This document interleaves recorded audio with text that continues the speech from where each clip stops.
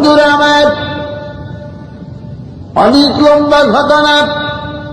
চক্রান্ত করে যখন বিষের শরবত ইমাম হাসানকে দেওয়া হলো, বিষ যখন কলেজায় ধরে যায়, তার ছেলে কাসিমকে ডাকলেন, কাসিম রে, তাড়াতাড়ি যা রে, আমার ভাই হুসাইন কোথায়, তালাশ করে নিয়ে আয়। এজিদের তরফ থেকে বোধ হয় বিষের শরবত দেওয়া হয়েছে, আমি চির বিদায় হয়ে যেতেছি, যা তাড়াতাড়ি। তালাশ করতে করতে কাসিম যা দেখে রাসূলের রওজার কাছে হযরত ইমাম হুসাইন। দৌড়ে আসলেন, ভাইগো কি হয়েছে? হুসাইনের গলায় ধরে কান্দে, চির বিদায় দাও হে আমার ও ভাই হোসেন রে, ওরে ডাকিতেছে নানাজি আর মা। ও ভাই রে, এমন দারুণ বিষ রে খাওয়াইল আমারে, বিষের চোটেতে প্রাণ আমার যেতেছে বাইরে। ও ভাই হোসেন রে, ওরে ডাকিতেছে নানাজি আর মা। ও ভাই রে, শিশুকাল হইতেছিলাম মোরা দুই ভাই মিলিয়া, এখনো যাইতেছি আমি তোমার সারিয়া। ভাই হোসেন রে, ওরে ডাকিতেছে নানাজি আর মা। ও ভাই রে, নানাজির কথা ভাই রে না হবে লঙ্ঘন, আমার হইতে হবে ভাই রে এই জহর মরণ। ভাই হোসেন রে, ওরে ডাকিতেছে নানাজি আর মা। ও ভাই রে, আল্লাহ যখন আনার পাপী উম্মত বাইরে দিবেন দোজখেতে, তখন মাফ করাইব গুনাহ তাদের মোদের শহীদের বরকতে। ভাই হোসেন রে, ওরে ডাকিতেছে নানাজি আর মা। ও ভাই রে, শহীদ হইবা তুমি বাইরে কারবালার ময়দানে, ওরে নবীর বংশের কেউ রবে না শুধু জয়নালার দিন বিলে। ভাই হোসেন রে, ওরে ডাকিতেছে নানাজি আর মা। ও ভাই রে, আরো একটি কথা ভাই রে, তুমি আমার রাখিও মনেতে, তোমার সখীরারে বিয়ে দিও ভাই রে ওই আমার কাশেমের সাথে। ভাই হোসেন রে, ডাকিতেছে নানাজি আমার। ও ভাই রে, শেষ সালাম দিয়া বাইরে আমি বিদায় হয়ে যাই।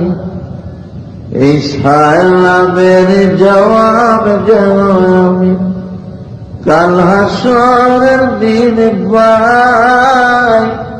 ভাই হোসেন রে, ওরে ডাকিতেছে নানাজি আমার। এমনি ভাবে হযরত ইমাম সাদ রাদিয়াল্লাহু বিদায় হয়ে গেলেন। ইন্না লিল্লাহি ওয়া ইন্না ইলাইহি রাজিউন।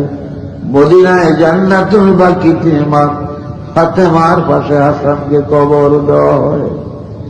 আজ মদিনায় গেলে পাক পবিত্র হৃদয় নিয়ে নিশির রজনীতে আল্লাহর পাগল বান্দারা জান্নাতুল বাকিতে মা ফাতেমার হাসানের রওজার পাশে জিয়ারতে বসলেন, দাঁড়াইলেন।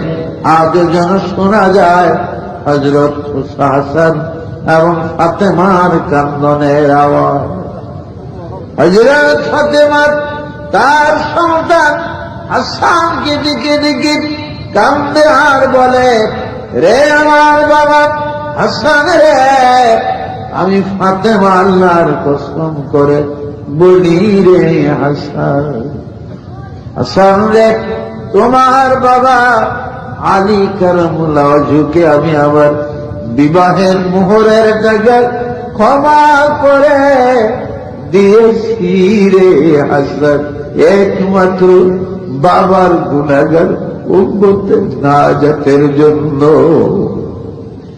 এই প্রত্যুত্তর কান্নার শব্দ আজও হাসানের রওজা থেকে নবীর পাগলরা শুনে। ইমাম হাসানকে দেখে ডাকে আর বলে, মা গো, আমি হাসান আল্লাহ কসম করে বলে গো মা, কাল হাসরের কঠিন দিনে আমার নানার গুনাহগার উম্মত গুলির আল্লাহর ফেরেশতারা যখন মাগো লোহার জিনের গলায় লাগায় টানিয়া টানিয়া দুজকের দিকে নিয়ে যাবে। ছোট ভাই হুসাইনকে নিয়ে আসগরের কাসেমের হুসাইনের কারবালার ওই রঙিন রক্ত মাখা জামা কাপড় গুলা নিয়ে আমরা দুনো ভাই দুজকের দরজা দাঁড়াইয়া থাকবো গো মা। আর নানার গুনাহগার উম্মত গুলিরে আমরা দুই ভাই ফেরেশতাদের হাত থেকে কারিয়া কারিয়া রাখবো গো মা। আমরা নানার উম্মত দুজকে জ্বলতে দিব না। এই প্রেমের বাণী মদিনায় গেলে জান্নাতুল বাকিতে আজও নবীর পাগলরা শুনতে পায়। 1962 ইংরেজির মাঝামাঝির দিকে আমি গুনাহগার বাগদাদের জিয়ারত করে বাগদাদ থেকে সিরিয়া যাওয়ার পথে বাগদাদ শহরের গাউসুল আজমের মাজার তানামি মাজার থেকে 2 মাইল পশ্চিম দিকে জমিয়তুল হিলালের মধ্যে বাগদাদের খলিফা বাদশাহ হারুন ইবনে রশিদের কবর এবং তার বিবি জুবাইদার কবর সহ এখানে 42 জন আউলিয়ার কবর আছে। এখান থেকে 119 মাইল পশ্চিম দিকে গেলে ফোরাত নদী পড়ে। আমাদের ইন্টারন্যাশনাল সার্ভিসের 3টা বাস পাশাপাশি যখন ফোরাত নদীর পুলের উপরে যায় উঠে, আফগানিস্তানের মাওলানা ওবায়দুল্লাহ নোয়ার আফগানি আমাদের সাথে ছিলেন। আর আমাদের কুমিল্লা জেলার বর্তমান চাঁদপুর জেলা অন্তর্গত রহিমানগরের মাওলানা লুৎফুর রহমান কচুয়া থানা এলাকার আমাদের সাথে ছিলেন। আমি মাওলানা ওবায়দুল্লাহ নোয়ার আফগানিকে বললাম, জানাব आप ड्राइवर से पूछिए कि ये कौन सा नहर है। হুজুর ড্রাইভারকে জিজ্ঞাসা করেন এটা কোন নদী। আরবি ভাষায় তিনি জিজ্ঞাসা করলেন, নহরে হাজি, এর ড্রাইভার বলো তো এটা কোন নদী। ড্রাইভার মানে আসে হাজা নহরে ফোরাত, হুজুর এটার নাম হলো ফোরাত নদী। এই ফোরাতের কথা আমাদের বাসের ভিতরে যখন মুসলমানদের কানে আওয়াজ আসলো, আমাদের বাসের ভিতরে একটা রোনাজারের শোরগোল পড়ে যায়। প্রত্যেকটি মুসলমান দুই চোখের পানি ছেড়ে কান্দে আর বলে, ড্রাইভার বাস আর সামনে চালায়ও না, এইখানে রাখো রে, আমরা ইমাম হুসাইনের ফোরাত নদী জীবনের মতো একবার দেখে নেই। আধা ঘন্টার কিছু বেশি সময় ফোরাতের বার অবস্থানে পড়ে 4 মাইল পশ্চিম দিকে গেলে কুফা নগরে ইমাম আজম আবু হানিফার মাতৃভূমি কুফা। কুফার থেকে 2 মাইল দক্ষিণ দিকে আসলে নজফ আশরাফ নামক জায়গাতে হযরত আলী রাদিয়াল্লাহু আনহুর পবিত্র মাজার শরীফ। হযরত আলীর মাজার থেকে মাত্র 150-200 কদম পরিমাণ পশ্চিম দক্ষিণ কর্নারে কারবালার শাহী গেট বাবে হুসাইন করে, এই গেট দিয়ে ভিতরে ঢুকলে ডান পাশে প্রথম মুসলিম ইবনে আকিলের কবর পড়ে। মুসলিমের কবরের পরে 9টা খিমা কারবালার ময়দানে আছে। আমার 9টা খিমা এবং কারবালার দক্ষিণ পূর্ব প্রান্তে ওয়াদি মারসিয়া নামক জায়গার মধ্যে আসগরের কবর আছে, কাসেমের কবর আছে, ইমাম হুসাইনের সাথী জাফরের কবর, আব্বাসের কবর এবং ওরা জাবালা মহল্লার আব্দুল ওহাব নামে এক মুজাহিদের কবর। প্রায় 17টার মতন 117টা কবর আছে। এক একটা কবরের কাছে দাঁড়াইলে, এক একটি কবরের কাছে গেলে, এক একটা খিমার সামনে দাঁড়াইলে, ফোরাতের পারে পারে হাঁটলে, আসগরের কাসেমের কবরের কাছে দাঁড়াইলে, ফোরাতের পারে পারে হাঁটলে আজ যেন শোনা যায় গো ইমাম হুসাইনের সাথীরা ওই পানি পানি বলে কান্দে। ওই বুঝি রে শোনা যায় রে কারবালার মাতে মুজারি, ওই শোনা যায় কান্দে খিমা, হায় হোসেন হায় কাসেম বলি। ওই শোনা যায় ওই খিমাতে শৌখিনার রোনাজারি, এই দুনিয়ায় কেহ নাই রে আমার মতো অবলারি। ওই শোনা যায় ওই খিমাতে শহর ভাবুন মাতে মুজারি, কাছে ভালো বেহসহালে আজ গরে কোলে করি। জয়দারে গলে ঘরি শহর ভালো গলে গড়ি, আরে জয়নাল মার কুলে আরে জয়নাল মার কুলে আয়, তাপি তরি দয় শীতল করি। আজ কারবালায় গেলে ফোরাত নদীর পাড়ে ঘুরলে, এক একটা কবরের কিনারে দাঁড়াইলে, আজগর জাফর আব্বাস ওহাবের কবরের পাশে দাঁড়াইলে, ফোরাতের পারে পারে হাঁটলে আজও যেন শোনা যায় গো ইমাম হুসাইনের সাথীরা যেন পানি পানি বলে কান্দি। এই কারবালার করুণ কাহিনী কেন হয়েছিল? আমার রাসূলুল্লাহ সাল্লাল্লাহু আলাইহি ওয়াসাল্লামের মাঝে মাঝে তিনি বিবি খাদিজার কথা যখন স্মরণ করতেন আয়েশা সিদ্দিকার সামনে, বিবি আয়েশার চক্ষুগুলা তখন লাল হয়ে যায়। বুড়ির কথা কেন আপনি স্মরণ করেন? 25 বছরের যুবক ছিলেন, 40 বছরের বুড়িরে বিবাহ করলেন, খাদিজার কথা কেন স্মরণ করলেন? রাসূল চোখের পানি ছেড়ে কাঁদতেন আর বলতেন, আয়েশা গো, আমি খাদিজার কথা স্মরণ করলে চক্ষু তোমার লাল করো না। খাদিজা আমার দুঃখের দিনের সাথী গো, তুমি আমার সুখের দিনের সাথী।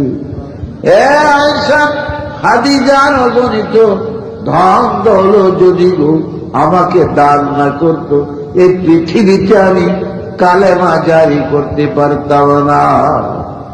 আমার খাদিজা যদি না হইতো ফাতেমা হতো না, ফাতেমা যদি না হইতো তাহলে হাসান হুসাইন হতো না, আর হাসান হুসাইন যদি না হইতো তাহলে শহীদে কারবালা হতো না, শহীদে কারবালা না হলে আমার গুনাহগার উম্মত জান্নাতে যেতে পারত না।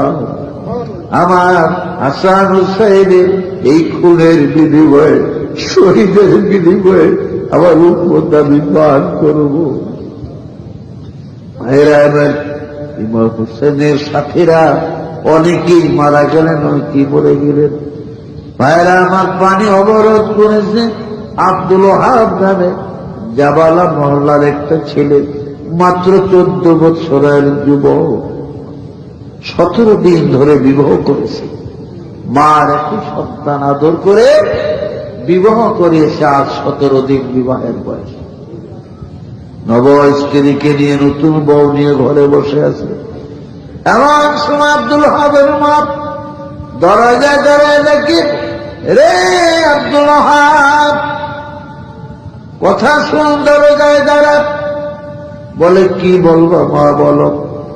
আব্দুল ওহাব রে পথে দিয়া পথিক রে বলতে বলতে গেল, রাসূলের দুলাল ফাতেমার কলেজার টুকরা ইমাম হুসাইন নাকি কারবালায় বিপদে পড়ে গেছে, এদিদের সোনালা পানি বন্ধ করে দিয়েছে।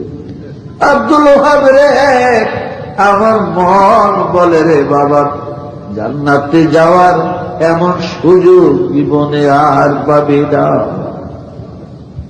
আর দেরি নাই, তাড়াতাড়ি আব্দুল ওহাব যুদ্ধের ঘোড়ায় চড়ে, যুদ্ধের পোশাক পরিধান করিয়া, তীর তলোয়ার ঢাল কামান নিয়ে মার দরজায় যায় হাজির। মার কদম মুসি করে বলে, মা বিদায় দিগু মা, আমি ইমাম হুসাইনের সাহায্যের জন্য এই মুহূর্তে কারবালায় রওনা হলাম। ও মা, তোর ওহাবের বিদায় দেয়, আর হয়তো আসরের ময়দান ছাড়া দেখা হবে না। মা দুঃখেরই চোখের পানি ছেড়ে কেমন, আব্দুল ওহাব রে যাক, আমি হাসি মুখে খালি খালায় চন্তর দিয়ে তোর বিদায় করে দিলাম। যারে আব্দুল ওহাব যা, আমার হৃদয় আমার মন ওই দিন ঠান্ডা হবে রে, যেদিন আসরের মরু ময়দানে আল্লাহ রাব্বুল আলামিন আমাকে শহীদের জননী বলে ডাক দিবে।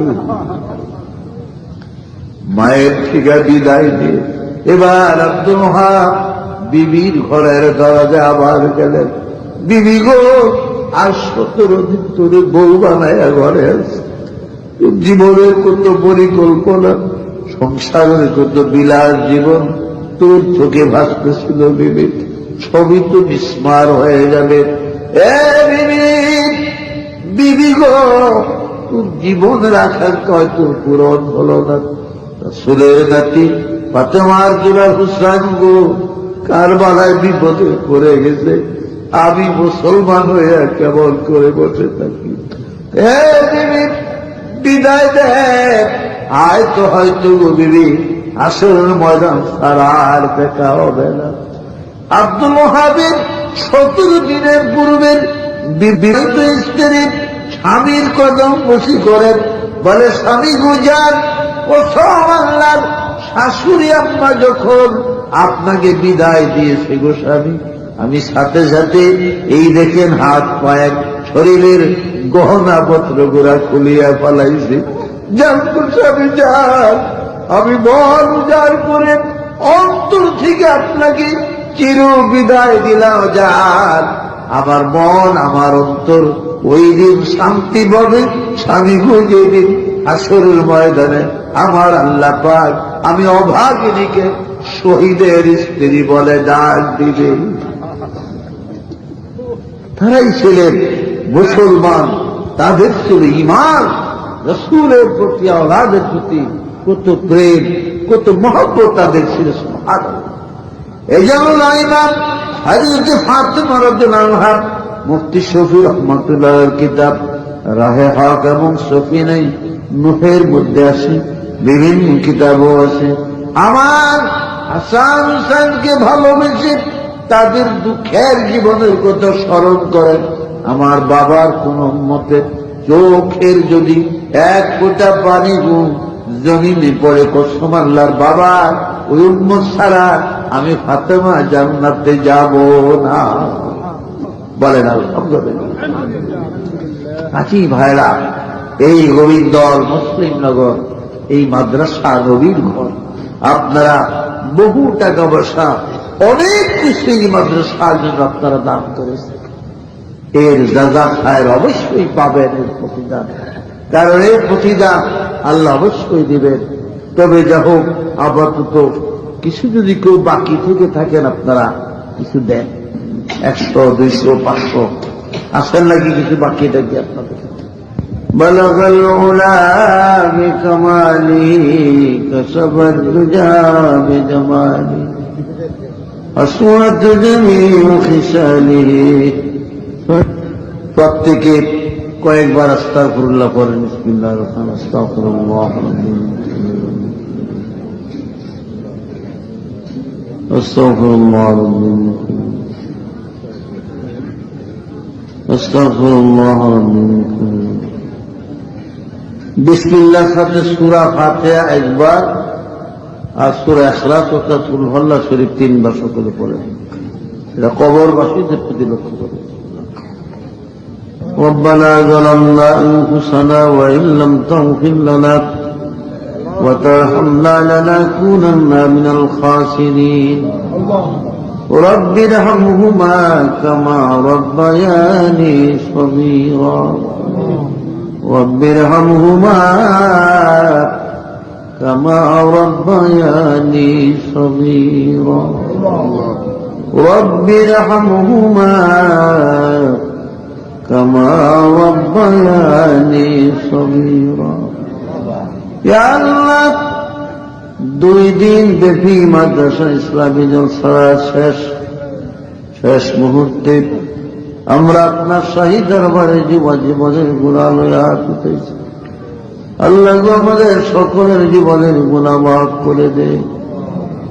ইয়া আল্লাহ, এর হাদিয়া সবগুলি প্রিয় নবীরা যাকে সোনার মদিনায় পৌঁছিয়ে দেন। রাসূলে পাকের আলো আওলাদ আজওয়াজ মুতাহারাত রিদওয়ানুল্লাহ আজমাইন দাবাতে পৌঁছিয়ে দেন। तमाम अंबिया, तमाम जाने मोमिन मोमिनात, मुस्लिम मुस्लिमात, फिर मशाइख वाले और कुतुबते जवा दे বসিয়ে দেন। আল্লাহ আমাদের মা বাবার কবর জান্নাতের বাগান করে দেন, তাদের কবরের হাদিয়া বসিয়ে দেন। আল্লাহ ইয়া মাবুদ, আল্লাহ আমাদের মধ্যে যারা বেনামাজি তাদের নামাজি বানায়া দেন।